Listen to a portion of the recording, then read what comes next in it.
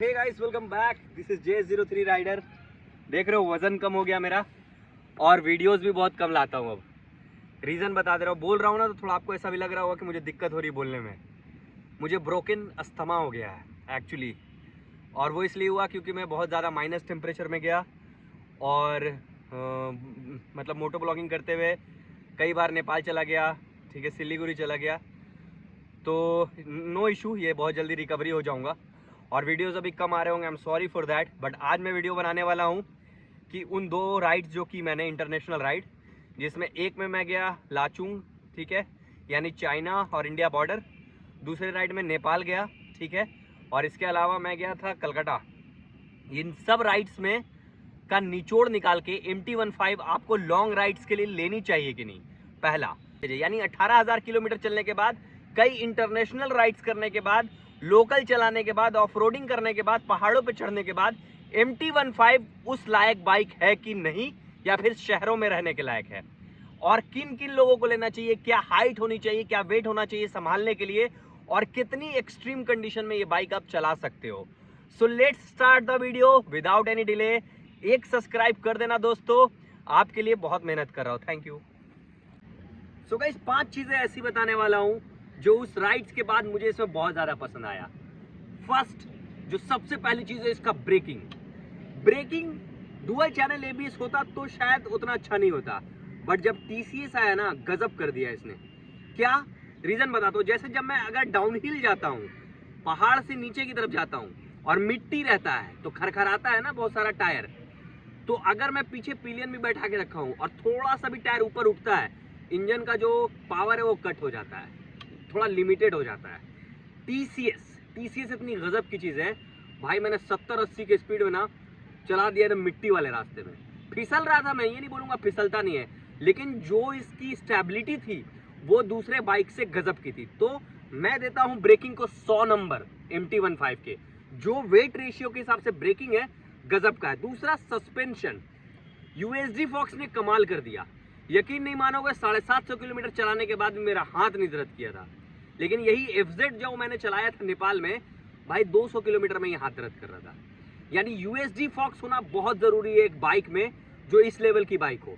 तो पीछे वाले सस्पेंशन को थोड़ा कम नंबर दूंगा, लेकिन क्योंकि आगे वाला इतना ही अच्छा है कि मैंने इसके सस्पेंशन को चूज किया। तो दूसरी जो सबसे अच्छी चीज लगी, सस्पेंशन, 8 नंबर दूंगा 10 में से। अब मैं बात करता हूँ इसकी ग्रिपिंग का। रोड पे जो ग्रिपिंग है, हालांकि ये हल्की फुल्की बाइक है, मैं मानता हूँ, 100-110 तक भी आप इसको आराम से मोड़ सकते हो। एकदम जबरदस्त इसके टायर से, रेडियल टायर, परफेक्ट साइज दिया है इन्होंने। यामाहा ने जो साइज दिया ना MT-15 के टायर्स को, बहुत ही गजब और उम्दा टायर का साइज दिया है। तीसरा जो सबसे अच्छा चीज लगता है, इंजन, इसलिए मैं पास आ गया भाई। इंजन इतना स्मूथ है, सही बता रहा हूं, बहुत स्मूथ है। माइलेज तुम्हारा तो ऐसा लगेगा जैसे कि बहुत सस्ता ट्रिप हो गया, सच बता रहा हूं। किसी को मैं बताता हूं तो यकीन नहीं करता। सोच लो, हम 2 जने गए थे, 16,000 रुपए में पूरा नेपाल के लास्ट छोर तक घूम के आए, विथ आपको वो जो अन्नपूर्णा का टिकट आता, रिजर्वेशन टिकट 1,000 रुपए वाला, उसको मिला के भी लोगे तो 16,500-17,000 रुपए खर्च हुआ मात्र, सिर्फ इस इंजन की वजह से। 45 का माइलेज दिया था भाई, गजब का माइलेज है ना 2 लोगों में। मान लीजिए अगर 8,000 का भी पेट्रोल खर्चा हुआ तो 4-4 हज़ार रुपए लगे। ये सैल्यूट है भाई, इन यामाहा का इंजन का कोई तोड़ नहीं है। ऑल ओवर लुक देख लो, वाह यार, ऐसे मन करता है ना 1 घंटा देखता रहूं इसको। क्या कॉम्पैक्ट डिजाइन बनाया ना यामाहा ने, क्या गजब का। इसके तरह कोई बाइक बनाया ही नहीं आज तक इंडिया में किसी ने। कॉम्पैक्शन देख तो, कितना कॉम्पैक्ट है, कितना प्यारा है, कितना छोटे से बाइक में कितना सब कुछ दे दिया ये चीज। और सबसे प्यारी चीज, ऑफ रोडिंग के लिए ग्राउंड क्लियरेंस 170 में मैसिव। भाई बंदा था, आपने देखा होगा शायद वीडियो, तो नहीं देखा होगा तो देख लेना। जो यहां से मैं सिलीगुड़ी जा रहा था, वो बंदा लगभग 80 kg का है और मैं 64 kg का, दोनों को मिला के 150 kg, और सामान पीछे कम से कम 30 kg का होगा। एक जगह भी टच नहीं हुआ ये गाड़ी, एक जगह पूरे ट्रिप में। सैल्यूट है ना इसके ग्राउंड क्लियरेंस को। तो ये चीजें हो गई अच्छी जो मुझे MT-15 में पसंद है। लेकिन कुछ देखो, ये अपना अपना राय होता है। अगर आपको भी ऐसा पॉइंटर लगता है कि MT-15 में आपको कोई चीज पसंद है और वो मैंने मिस कर दी, कमेंट बॉक्स में लिखो, मैं उसको ऐड जरूर करूंगा। कोई भी ऐसी चीज जो मैं मिस कर गया हूं और आपको अच्छी लगती है, आप भी MT15 की 5 ऐसी चीजें लिखो जो बहुत प्यारी लगती है आपको। दैट्स इट, एडवांटेज की तरफ से। अब आएंगे डिसएडवांटेज की तरफ। भैया अब मफलर बेचने का टाइम आ गया है। मफलर मैंने बेच दिया 50 रुपया में, ये लो।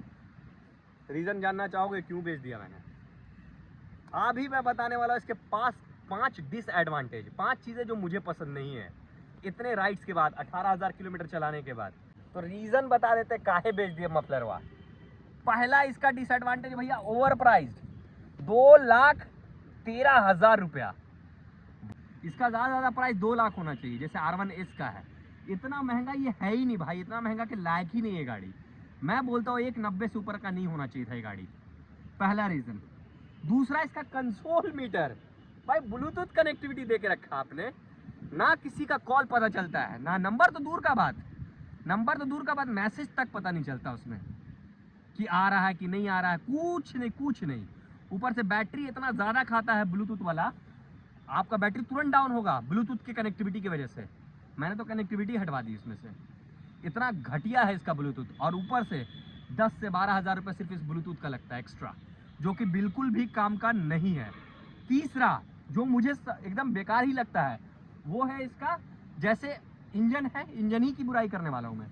इतना, इसका नाम है मास्टर ऑफ टॉर्क, और इतना घटिया टॉर्क है इसका भाई। अगर पीछे कोई बैठ जाए ना बंदा, और अगर आप चलाओगे ना तो जैसे पहले आप 100 पे चला रहे थे तो 80 का फर्क आ जाएगा। आप एक बार खुद करके देख लेना MT ऑनर्स, आप किसी बंदे को पीछे बैठा के फिर चलाना और अकेले चलाना, आसमान जमीन का फर्क हो जाएगा। तो जो टॉर्क की कमी है ना, ये गाड़ी को बेकार करती है, ये गाड़ी को अच्छा नहीं करती। ये सिंगल राइडर्स के लिए सही है। तीसरा, चौथा बताने वाला हूँ इसका सीट। भाई देखो सीट छोटा है, चल जाएगा, कोई दिक्कत नहीं है। मान लेते हैं कि चलो इसी नेचर के साथ बना है ये, सीट छोटा है चल जाएगा, लेकिन सीट अनकंफर्टेबल है। आप ट्राउजर पहन के चलाओ, आप लोअर्स में चलाओ, ठीक है, आप शॉर्ट्स में चलाओ, ये जो एरिया ना आपका छिल जाएगा, यहाँ पर का एरिया, और अनकंफर्टेबल फील होगा, रैशेज हो जाएंगे आपको। ये चीज़ मुझे लगा।